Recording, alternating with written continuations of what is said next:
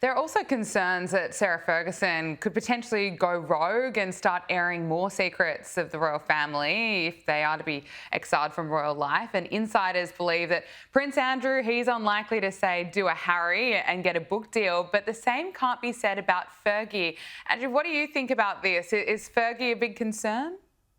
Well, I think absolutely. It always used to be the mantra, didn't it? To never complain, never explain. It was a public relations thing. Personal motto was the royal family had, and the Queen, the late Queen Elizabeth, famously would follow that. It was actually attributed to the 19th century Prime Minister Benjamin Disraeli. Never complain, never explain. Well, that's been thrown out of the window, hasn't it? Spare us all. Well, Sarah Ferguson now is looking to do a tell-all memoir, and it's not the first one she did. She did one in 1996, the same year that she officially divorced Prince Andrew. It was called My Story, and this was basically it detailed her own growing up as a country girl, entering royal life, and the challenges of sustaining her life. She then did another one because that wasn't enough, so she did one in 2011 talking about finding Sarah, a duchess's journey to find herself. Well, it was a journey to find more money. That's what it's trying to do.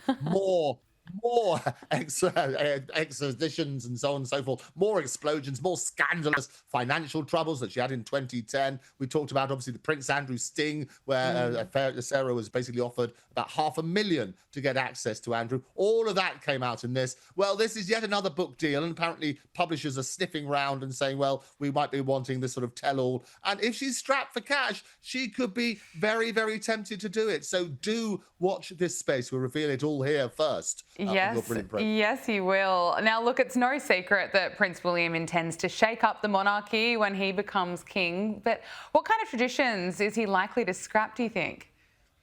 Well, it's interesting, isn't it? Because he calls it ridiculous and totally outdated are words that he uses. He's basically, his vision is for a monarchy which is going to be fit for the modern age. So he's going to purge the pomp, as I would call it. And what he's going to do is there's going to be less pomp, fewer outdated titles, and a stronger emphasis on purpose is what he wants. He's very pragmatic about it. And so a number of these things, let's have a look at the outfits, for example.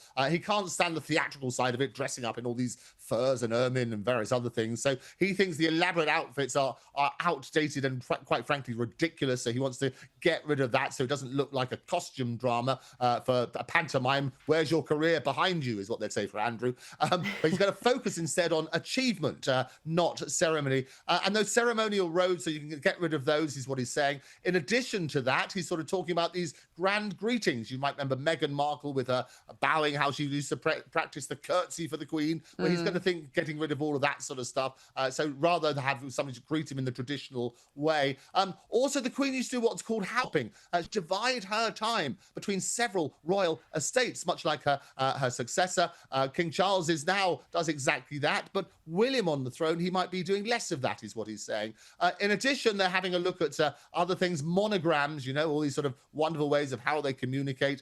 He may not be doing that. He might be starting to use his mobile phone. And in fact, the way that he communicates, I can reveal, with his staff, he has a WhatsApp group with them rather than these formal carrier pigeons and scrolls. So he's very practical. He wants the system to function smoothly, but without any trappings. But there is power in pageantry. And I think the reality is a lot of the critics are saying, well, you don't want to lose too much of it. No, because that's right. people like the pomp and circumstance because that's what we associate with the royals. Yes, absolutely.